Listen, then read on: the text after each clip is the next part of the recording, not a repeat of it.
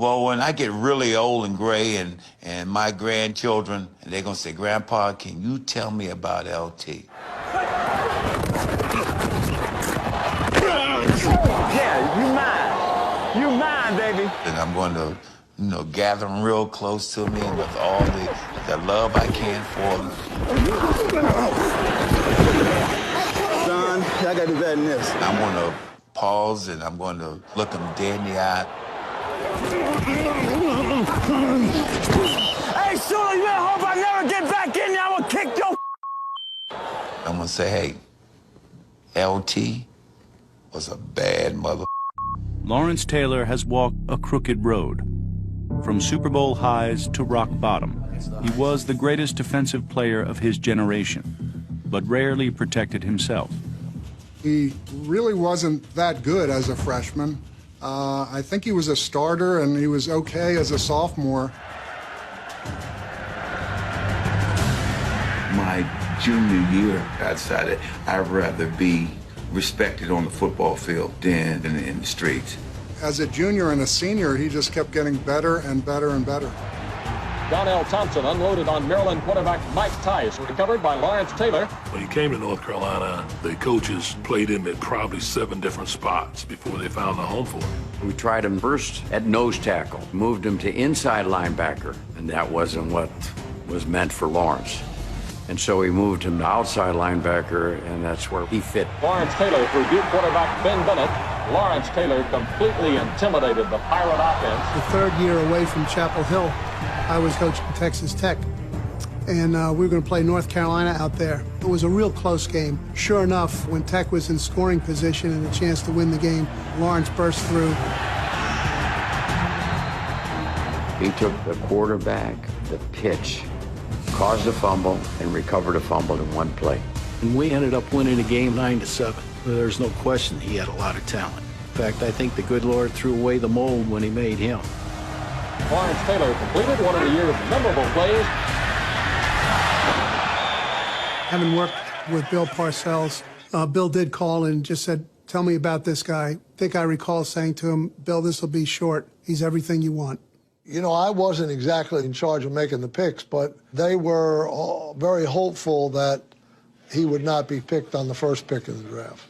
New Orleans Saints take as the first player, running back George Rogers of South Carolina. When George Rogers was named the first pick, I got up and went to the refrigerator to get a beer. By the time I got back, I had already been, so I never even saw it. The New York Giants selection, Lawrence Taylor, linebacker, North Carolina. When I first got to the Giants, I was on the third team. I only lasted about 10 minutes, and then I moved to the second team. Then before I knew it, I was on the first team.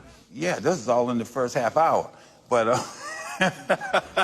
It took LT literally about one practice for everybody to know that he was probably the best player on the field. His first scrimmage, I can remember talking to Ray Perkins after the scrimmage, and he was asking me what I thought, and I remember my exact words. I said, Ray, we got to get this guy in the game right now.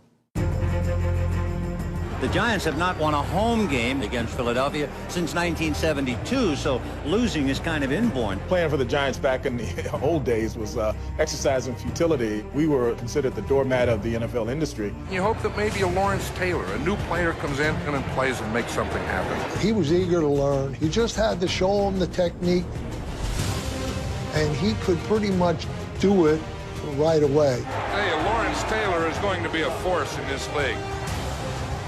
He just sort of improvised step by step and used moves many of us as defensive players had not seen. He would make a mistake, and we'd wind up sacking the quarterback, and they were busted defenses. Number 56, he's not only fast and quick, but he's strong.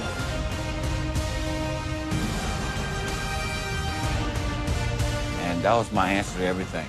If you don't know what you're doing, just rush the quarterback. Hell, see what happens. Lawrence Taylor on the blitz. He does it well. I was very fortunate because I had Bill Parcells, the defense coordinator. I had a smart guy behind me, Harry Carson. They could see the talent.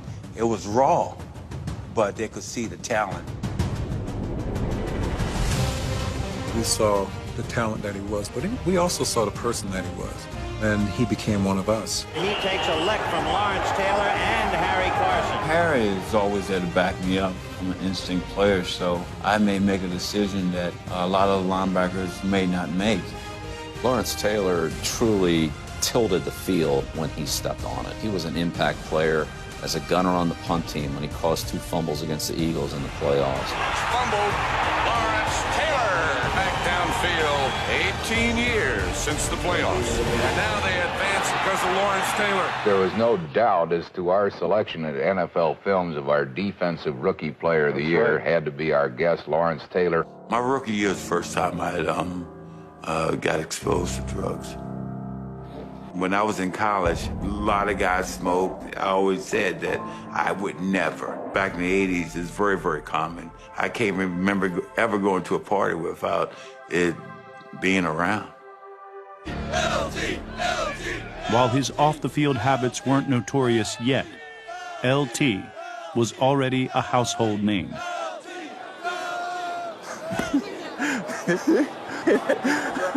That's when football means a little too much to me when they say Lawrence Taylor's God.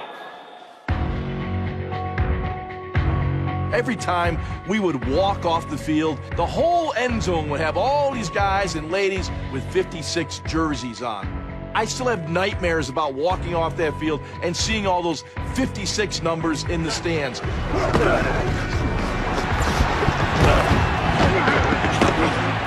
the strength they handle that quarterback. I'm going to give you the guys. You've sacked them all. Ron Jaworski, number 1. No. Yes, he is.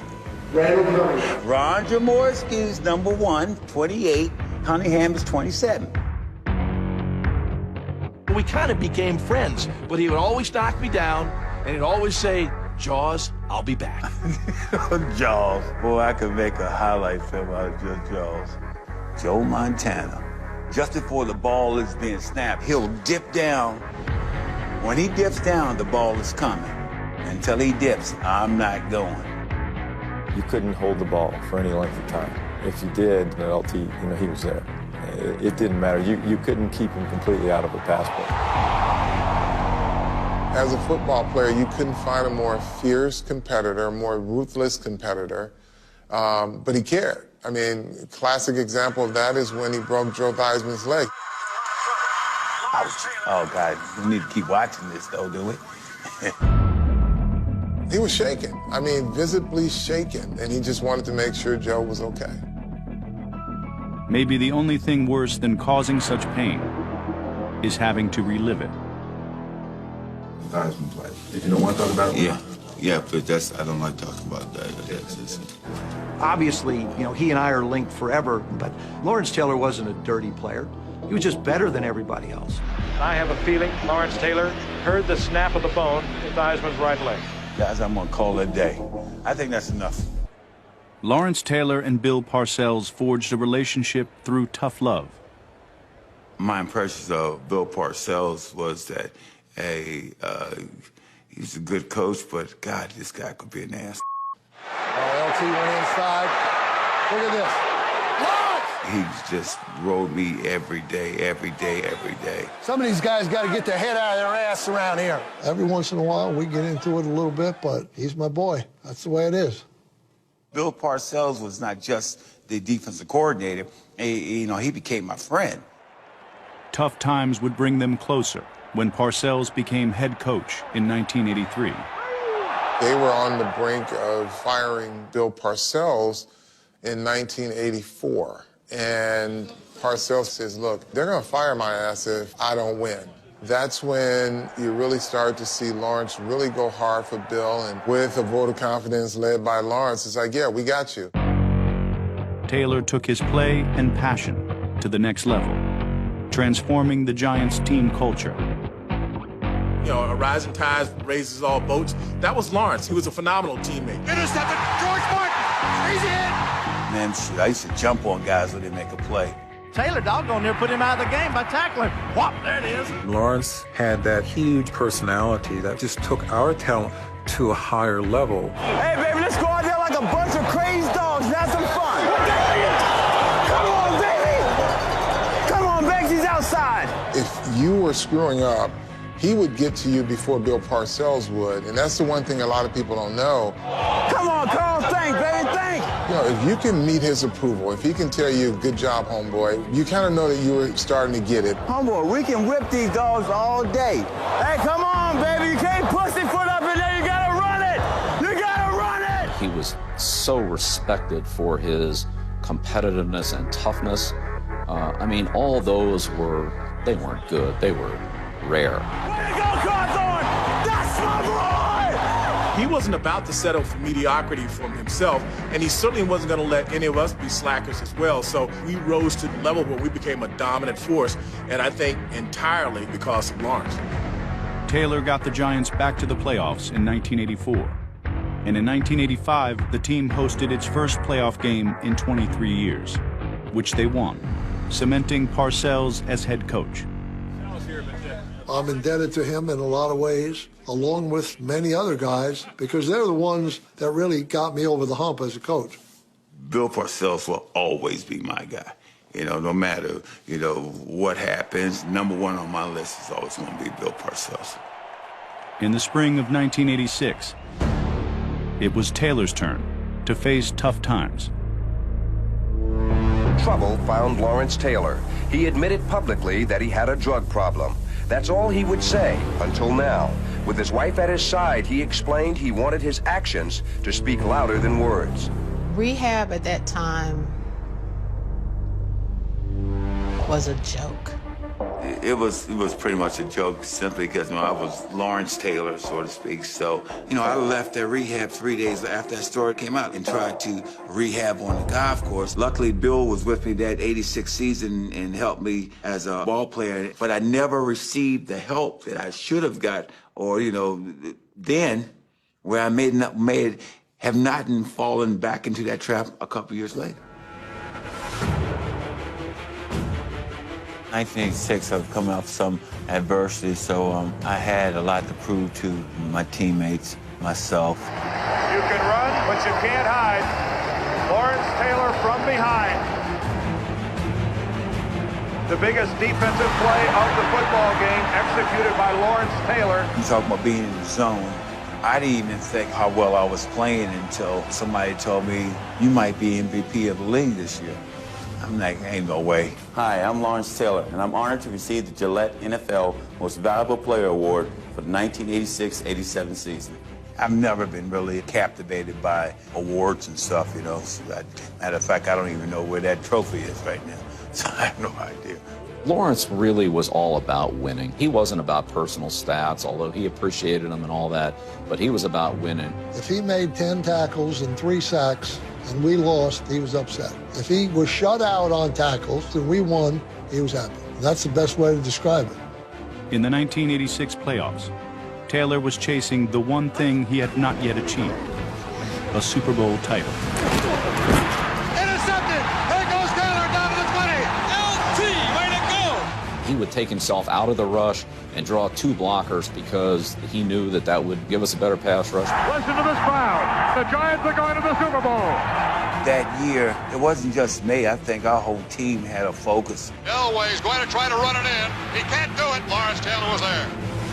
Even if he did not get to the quarterback, there was so much attention being focused on Lawrence. It just made our jobs easier, whether it was George Martin.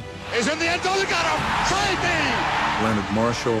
Sack. Marshall's second. See Lawrence Taylor celebrate over there? The best role and reaction after a teammate gets a sack. Lawrence Taylor in the Super Bowl. The Giants have accomplished something that many people thought they would never see. I've had a lot of individual accomplishments. In the world, man, 1 year. But I think the Super Bowls are my greatest accomplishments. In 6 seasons, Taylor helped take the Giants from perennial losers to Super Bowl champions.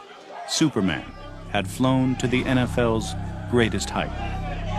It's funny about the Super Bowl because it is the biggest game of your life, of your career, whatever it is.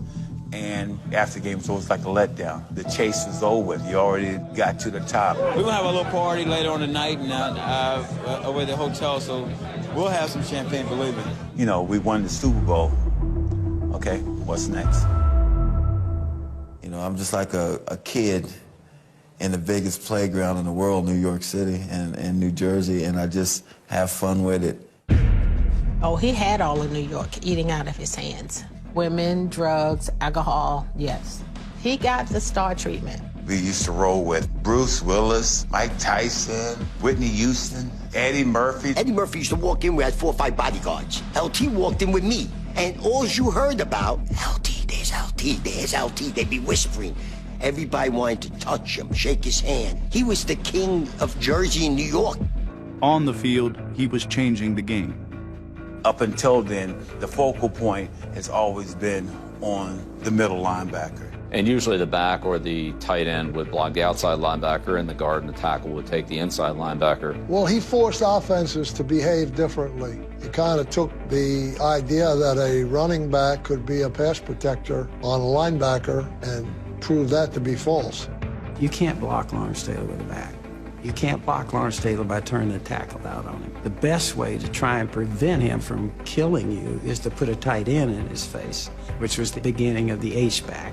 That really was kind of the advent of the one-back offense, which is really preeminent now in pro football. Rush will be right here, and there's Taylor. When Bill Walsh would game plan, and it was a testament to what he thought about LT that he actually gave him a number designation. They just put a 56. There's Taylor. The way he changed the game is kind of like asking who some of these great Hall of Fame coaches and how they changed the game. And we will most likely get Taylor over here. We had to have a special game plan just for Lawrence Taylor. But what they didn't realize is they had a guy who kind of had a photogenic memory. If he saw it once, he already knew the next thing that they were going to do and just beat the whole protection scheme. If he had chosen to be a coach after his career was over, he would have been a hell of a coach. You know, Lawrence is one of the smartest people that I know, especially from a football standpoint. The guard's going to overplay it so bad. Right, it's right. Lawrence would go out there and come in after the series and say, Coach, they're not blocking it the way you said they were going to block it. Here's what they're doing. Instead of him taking me, this guy's got me, he's helping. I could see that guy looking for me. Some guys just have a instinctiveness and a capacity to do that. That's what makes them special. I mean, that's what makes Tom Brady Tom Brady. It makes Randy Moss Randy Moss. What made Lawrence Taylor Lawrence Taylor. You know, those guys are just, they get it at every level. Don't forget LT. He's 110% man. Remember this. Anything he does, when he played football, it was 110%. We used to go to the China Club on Monday nights. When he did that, it was 110%. There's a lot of ways you can beat curfew. Good night. Good night. See you in the morning. A ball boy comes cheap, you know, $20. They lay in bed all night for you, you know. We didn't get home to 8, 9 in the morning. Those were crazy days. What time you gonna go to bed? I'll be out till 4, but see, I think I should be up by at least 9 o'clock. After a hard night of partying, Lawrence at meetings, he just went to sleep under the table. At times, just, I mean, he was, I don't want to say out on his feet, but close to it. But Bill, I know what every guy on that team is doing. So when we would go over defense, well, hell, that's when I'm getting my sleep. Bill Belichick was installing all of our pass rush, and he starts screaming, damn it, I'm trying to put in something and you're going to sleep on us. And so Lawrence says, here's what we got to do. He goes up to the board, he draws up our entire pass rush scheme for that game. And he says, what was so hard about that? Is that okay if I can go back to sleep now?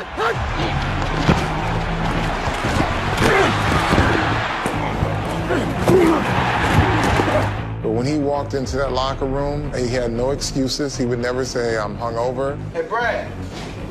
Whatever condition he was in, he'd ask for a can of Skull and be on his way.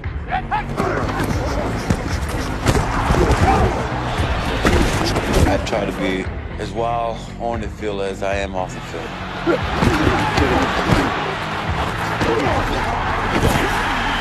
In 1988, Taylor's wild side caught up to him. Last Monday came the stunning news. Lawrence Taylor had failed an NFL drug test and was suspended for a minimum of 30 days. A few weeks after returning from his suspension, Taylor gave one of his greatest performances.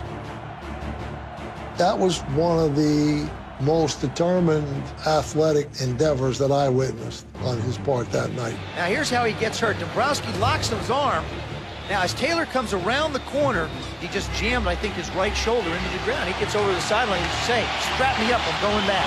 Yeah, if you get strapped up like this, you really have to want to go back down. This is like a gladiator. Julius Caesar's applauding this man's effort. And I played in a lot of pain. I mean, I tell you, I just played off of just adrenaline, you know, just emotion. Play action. Taylor knocked it away. Giants football. Lawrence Taylor caused the fumble the second time. Holy cow. Tonight, Lawrence Taylor has got that throttle open at about 200%. This guy is relentless. He still managed to play and be a force in the game, just managed to overcome it until finally the game was over. This is the game. It's on the line right here. Ball is up, and it's going to be good. And I told him after the game, I said, that's the best I've ever seen you do. I think it's a signature game. I don't know if I would have done that for any other coach other than Bill Parcells. Soon, Taylor would learn what football was like without Bill Parcells. In '86, we by far had the best team on the planet that year. But going into that 1990 season, it was touch and go. We weren't as good as we thought we were. In 1990, the Giants were not what they once were. Neither was Lawrence Taylor. I noticed that there were players who were well below what his skill level was that were blocking him. And I said, you know, you used to be a great player, but now you're just a pass rush specialist. You want to be a great player again? I'll coach you that way. Or you just want to stay a pass rush specialist, and I'll coach you that way. And he said, I want to be a great player.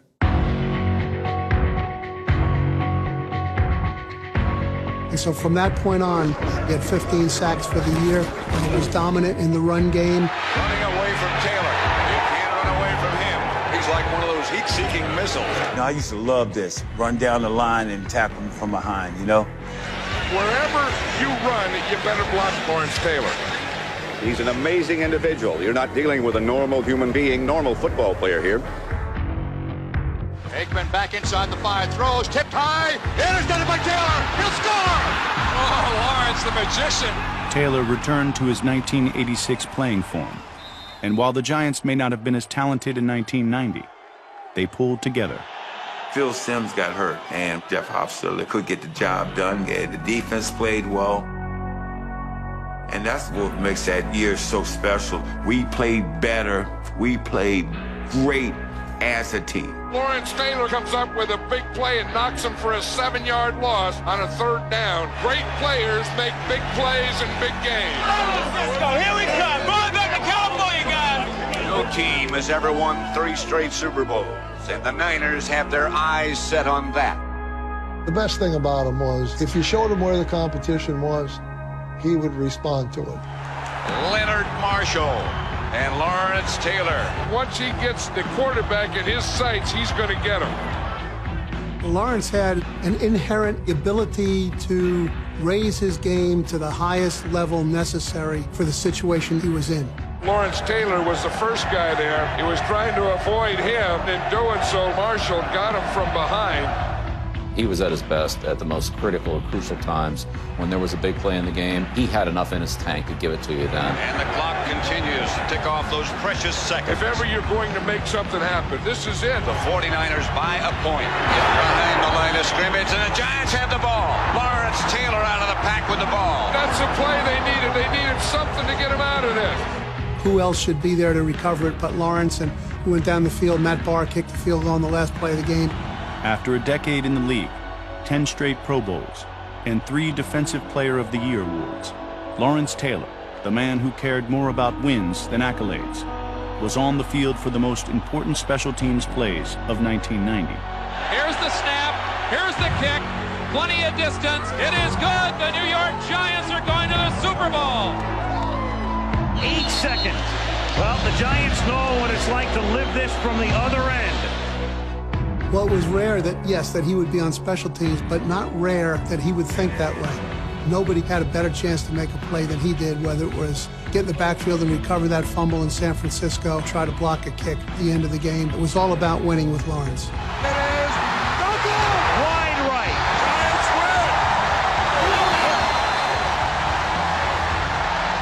win. Carl Banks, both of us was looking at each other and wondering if we were going to be able to hold up Bill. You know, I think that was a big problem. I was like, Bill up there squirming. But it was a great feeling to be able to win that game and carry the guy that really got us there. Bill Parcells and Lawrence Taylor had carried each other a long way, but this would be their last ride. When Bill Parcells left after Super Bowl 25, I didn't want to hit nobody no more, and I didn't want to be hit. I had retired when Bill left and just didn't tell nobody until 3 years later. He's the best that ever played a position. Best that ever played. Bar none. Bar none. Without exception. And I don't mean just the best linebacker that I've ever seen him play with. He is the best professional football player, athlete that I've ever seen in my 14-year career. I don't know who I could put in front of him. Not that there weren't a lot of other great players, I'm not saying that, but when you put it all together, he was special. He's at the top. He had a dramatic effect on professional football. He really did.